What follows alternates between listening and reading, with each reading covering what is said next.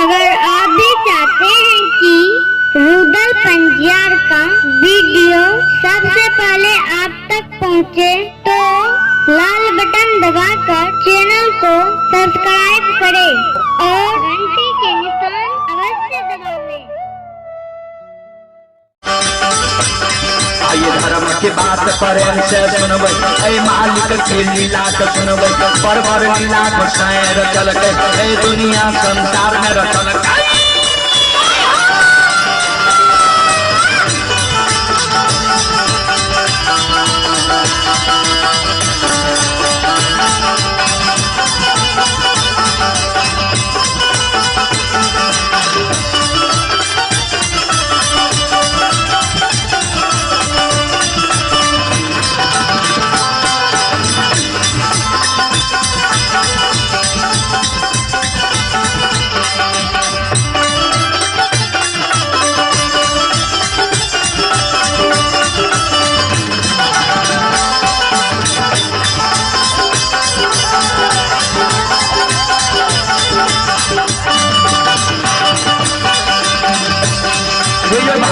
बेर भगवान क्या सुमरा,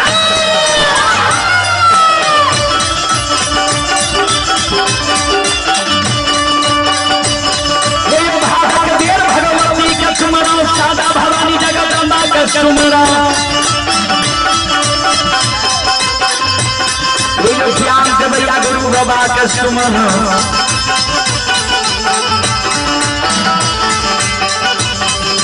विद्या के दाता सरस्वती के स्मरण, उनके पुत्र गणेश के स्मरण, उमापति योग महादेव के स्मरण, हरे योगी पवन सुत के स्मरण, दुर्गा काली महाकाली के स्मरण, सभा के बीच धर्मराज के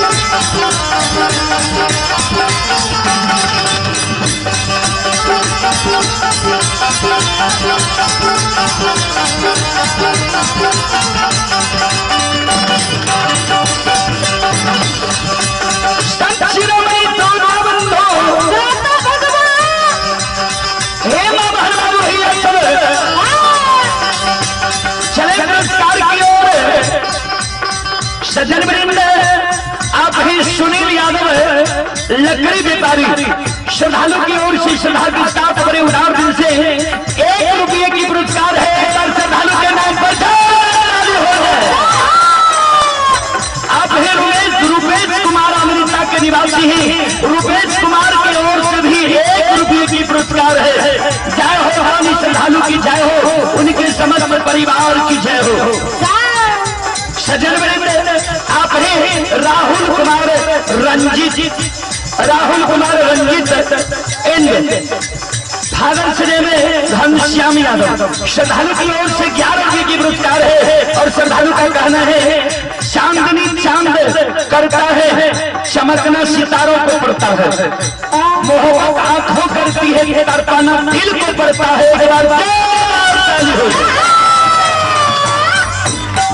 आप सज्जन वृंद, दादा ही शर्मा पिता रमेश कुमार शर्मा सुपुत्री रेशमी प्रिया अमेरिका की ओर से 51 रुपये की पुरस्कार है। आप हैं प्रिंस कुमार नवनीत कुमार पिता जय नाथ यादव अमेरिका कुमारी टोला 51 रुपये की पुरस्कार है। आप हैं विजेंद्र यादव अमीन तमतला, विजेंद्र बाबू अमीन साहब की ओर से शानदार 101 रुपये की पुरस्कार है। आप हैं श्री परमेश्वरी यादव की बहन लक्ष्मी, ये लक्ष्मीपुर के निवासी हैं। तेजू राय की माता जी 51 रुपये की पुरस्कार है। और आप हैं सज्जन वृंद, ये कैलाश यादव डीलर साहब ग्राम कमतलहा के निवासी हैं, उनकी पोती हैं अनिका कुमारी, अंशु कुमार नाती है 151 रुपए की पुरस्कार है। चलो एक आवश्यक सूचना है, बड़ा मेला में एगो बच्चा खोई गई है, जे सज्जन के मिले स्टेज के पास पहुंचा दी। अब है झपको यादव मूर्ति मिला श्रद्धालु की ओर से शानदार 2 रुपये की पुरस्कार है। और आप हैं संत शिरोमणि श्रोता बंधु मुकेश यादव, नरेश यादव, विनोद पंजियार के सुपुत्र जय महाराज की ओर से शानदार 101 रुपये की पुरस्कार है। राजकिशोर यादव मंगलवार के निवासी है, 11 रुपये की पुरस्कार है। मुकेश कुमार यादव जी के ये तमतलहा के निवासी है, सुपुत्री है सीमा कुमारी, 51 रुपये की पुरस्कार है। और आप हैं संत शिरोमणि श्रोता बंधु हेमा बहन बाबू ही सब राजा कांत प्रसाद यादव के सुपुत्र अंश आरव तमतलहा कुमारी टोला के निवासी है, 51 रुपये की पुरस्कार है। भगवान श्रद्धालु के मन की मनोकामना को पूर्ण करे, परिवार में बाल बच्चे को विद्या की भंडार दे, बाबा भोले भंडारी भंडार को भरे रखे। जय हो रानी श्रद्धालु की जय हो, उनके समस्त परिवार की जय हो।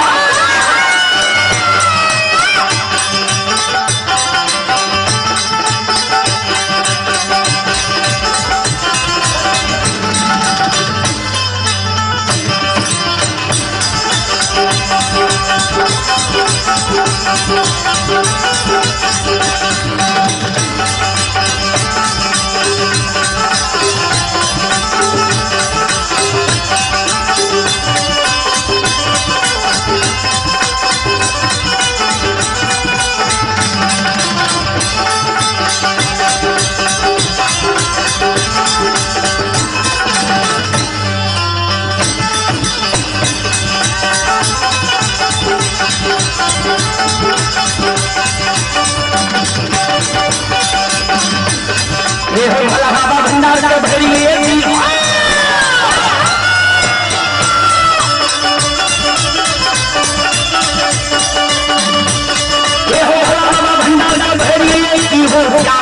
सरस्वती जलई हो। आइए चले सिर में सबैया सुबह कहती हो, भक्त मन के मनोरम रही हो, बिगड़ल काम कभी मन बनई।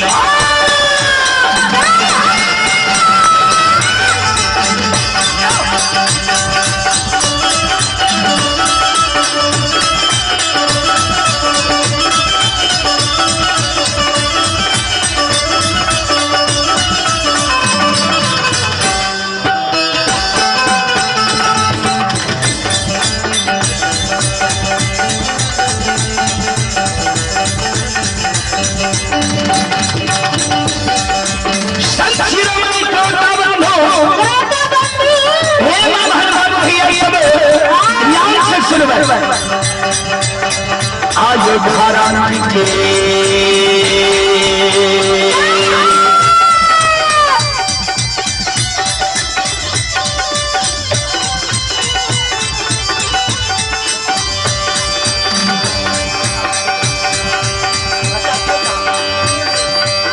चलो एक आवश्यक सूचना है, एक छोटा बच्चा खोई गई है। जय माँ बहन का बच्चा मिले, अपने से आग्रह है अपने स्टेज के पास पहुंचा दियो। अगर किनको बिछड़ल बच्चा मिलल है,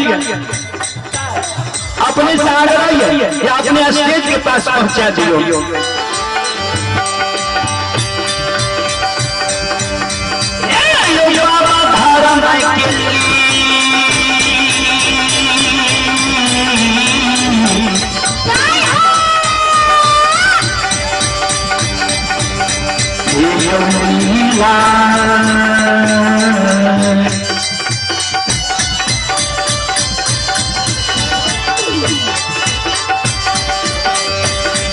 अपार छे सुन भैया बाबा वो चली दुनिया।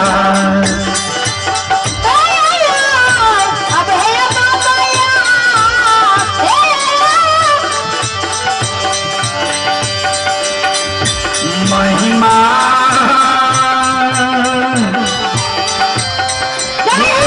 श्रोता भगवान यो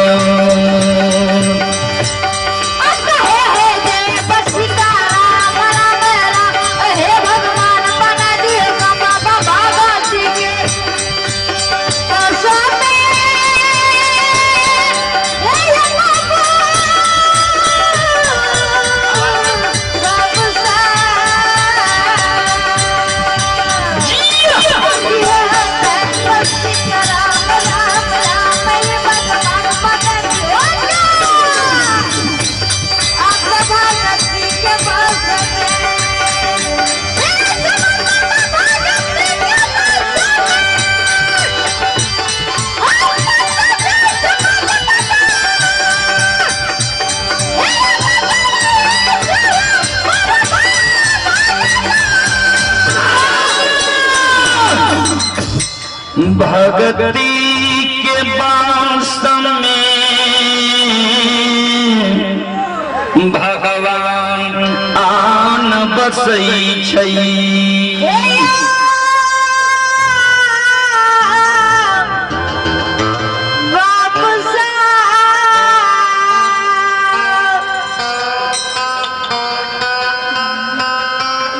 सज्जन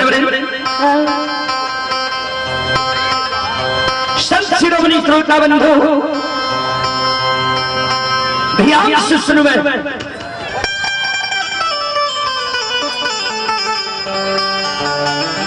गुरु जोगी बुलाओ धर्मराज बाबा का कहल गए तोहर अनेक नाम छ कोई निर्मोहिया कहे छ कोई छलगरिया कहे छ कोई समदर्शी कहे छ कोई बाबू कालदास कहे छ कोई निरंजन कहे छ कोई निराकार कहे छ कोई धर्मराज कहे छ कोई यमराज कहे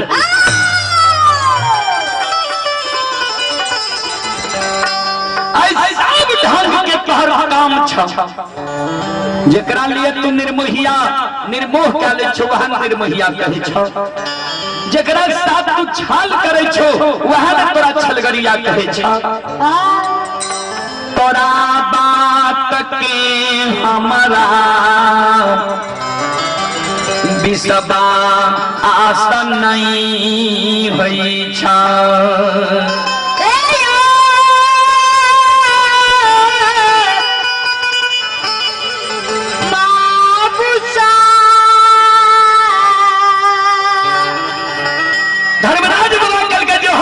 नहीं छोटा विश्वास कोना है तो से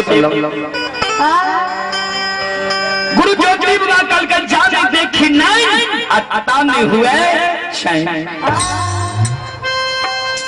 हे हो तक वो बुढ़िया माई के हम भरने नहीं देखबो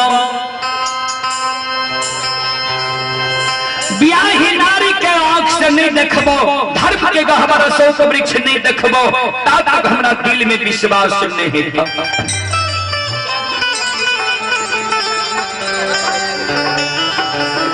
संत शिरोमणि श्रोता बंधु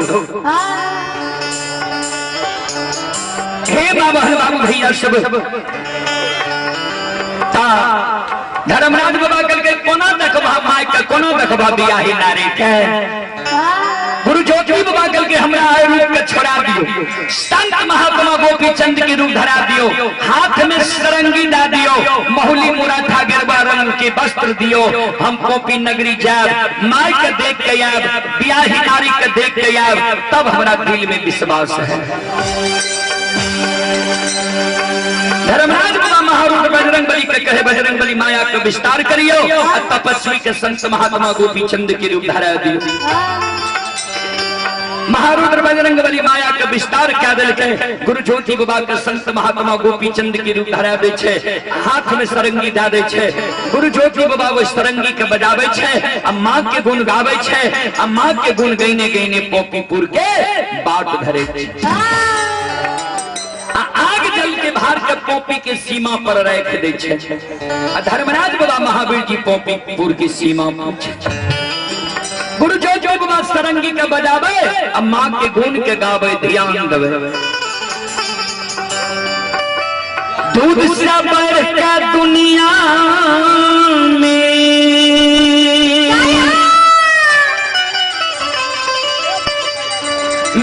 मिठाई छे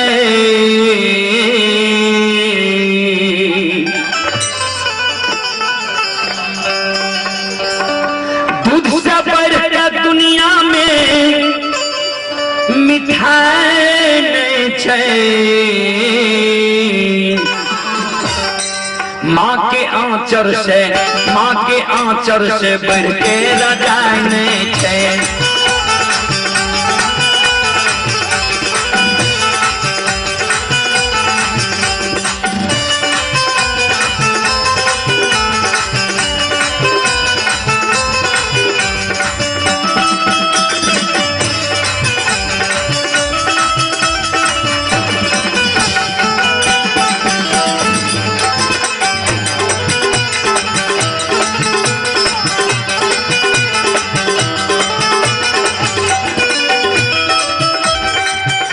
सजन वृंद दूध से बढ़ के दुनिया में मिठाई नहीं छे से कोना ध्यान देबे। सजन वृंद कोनो भी मूल्यवान मिष्ठान बन रही है दूध से मिल के बनले तब ओकर महत्व ज्यादा भेले कीमत ज्यादा भेले। माय के आंचल से बढ़ के रजाई नहीं छे से कोना ध्यान देबे।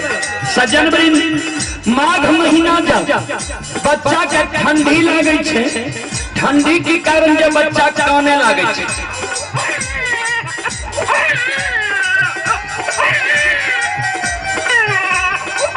ध्यान देबे।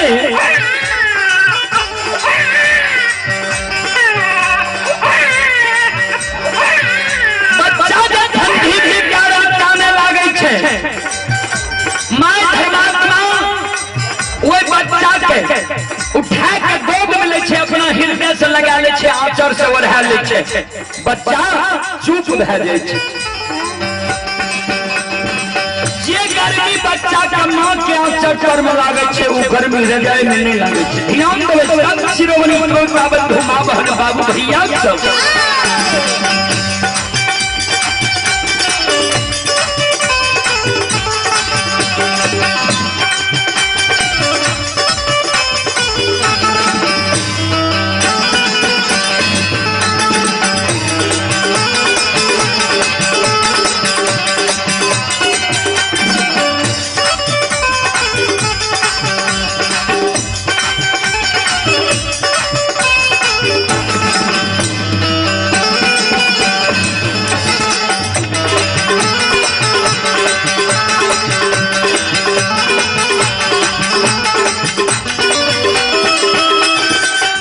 सजन वृंद चले पुरस्कार की ओर एक बार मैं सभी श्रोता बंधु मां बहनों से निवेदन करना चाहता हूं आप लोग एक बार दोनों हाथ उठाकर ताली बजावे।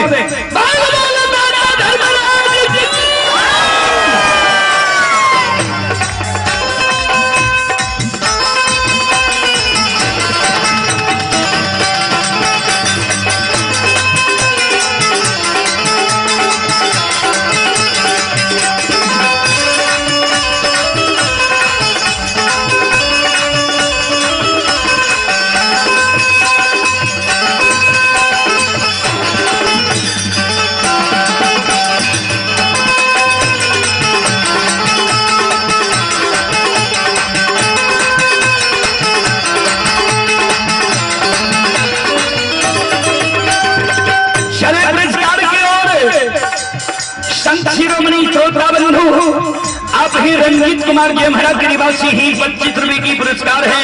अरविंद मिस्त्री ग्राम पोस्ट मंगलवार वार्ड नंबर 1 फर्नीचर हाउस पलंग कुर्सी टेबल चौकी दीवान सेट उपलब्ध है। श्रद्धालु की ओर से 21 रुपए की पुरस्कार है। नरेश केसरी बरसम के निवासी ही 51 रुपए की पुरस्कार है। अरविंद यादव के सुपुत्र रविराज कुमार कृष्णदेव कुमार बरसम के निवासी ही 51 रुपए की पुरस्कार है। आशीष कुमार बिजली ऑपरेटर तमकुल्हा 21 रुपए की पुरस्कार है। विमल यादव के सुपुत्री जूही कुमारी तमकुल्हा 11 रुपये की पुरस्कार है। धीरेन्द्र यादव ग्राम तमकुल्हा, उनके सुपुत्र हैं पिंटू कुमार। ये महाकाल की ओर से शानदार 51 रुपये की पुरस्कार है। अरुण यादव भटपुरा 51 रुपये की पुरस्कार है। युवा सम्राट आरपी यादव एंड रोशन यादव तमकुल्हा दक्षिण टोला 101 रुपये की पुरस्कार है। यदुवंशी विकास कुमार गौरवगढ़ गांव पूर्व श्रद्धालु की ओर से 51 रुपये की पुरस्कार है। सुनील यादव लकड़ी व्यापारी के सुपुत्र राणा कुमार 51 रुपये की पुरस्कार है। सरोज यादव के सुपुत्र ये रमानंद कुमार 51 रुपये की पुरस्कार है। शिवकांत यादव स्थानीय निवासी, उनके पोता है दीपराज कुमार, पोती है रूसी कुमारी 25 रुपये की पुरस्कार है। अनिल यादव अमृता पूर्व टोला 101 रुपये की पुरस्कार है। सुरेश यादव उसका सुपुत्र नीतीश कुमार मंगलवार। ये श्रद्धालु की ओर से 21 रुपए की पुरस्कार है। ये श्रद्धालु को नौकरी हुआ है मास्टर का। श्रद्धालु की ओर से 21 रुपए की पुरस्कार है। उदय कुमार पिता राधे राम मंगवार के निवासी हैं, 51 रुपए की पुरस्कार है। आप हैं Maa Chandi DJ sound service and tent house विश्वटी विराटपुर को प्रोपराइटर अशोक कुमार श्रद्धालु की ओर से 51 रुपए की पुरस्कार है। रंजन यादव कुमारी टोल तमकुल्हा के सुपुत्र प्रिंस कुमार और अंशु कुमार सुपुत्री प्रियम कुमारी, तीनों भाई बहन की ओर से शानदार 51 रुपए की पुरस्कार है। आप हैं अंजन यादव, उनके सुपुत्र अविनाश कुमार और हनुमान कुमार श्रद्धालु की ओर से शानदार 51 रुपये की पुरस्कार है। बजरंगबली युवा कमेटी सदस्य मनीष कुमार की भांजी सोना कुमारी 101 रुपये की पुरस्कार है। भगवान सभी श्रद्धालु के मन की मनोकामना को पूर्ण करे। मां सरस्वती परिवार में बाल बच्चे को विद्या की भंडार है। बाबा भोले भंडारी भंडार को भरे रखे। जय हो दानी श्रद्धालु की जय हो, जय हो दानी श्रद्धालु के समस्त परिवार की जय हो।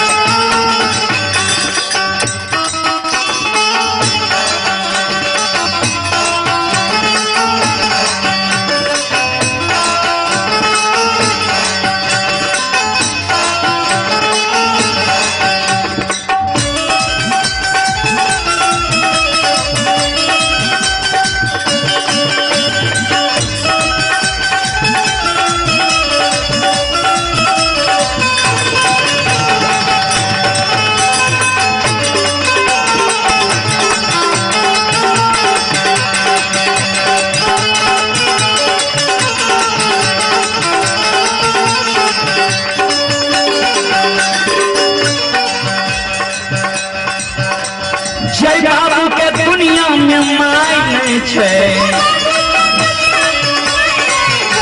जय भैया के दुनिया में माय नहीं छे।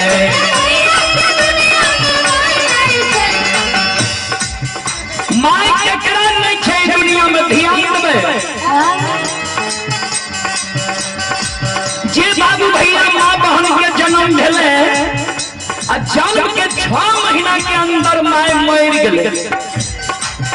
वो बाबू भैया नहीं जान ले जे माय केकरा कहे छे। माय के दुलार मलार की होय छे, माय के स्नेह की होय छे, माय के श्रद्धा की होय छे। ओए बाबू भैया माँ बहन के आए जन्म ने पूर्व जन्म के चूक छिए ध्यान से सुनबे।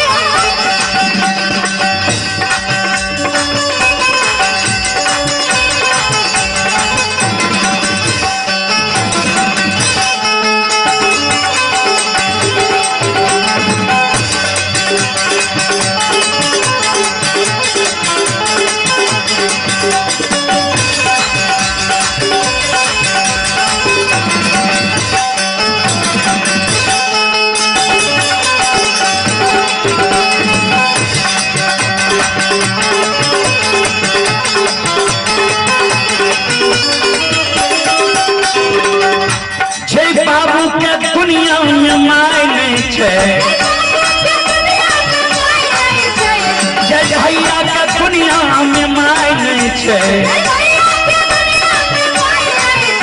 ओकर पूर्व जन्म में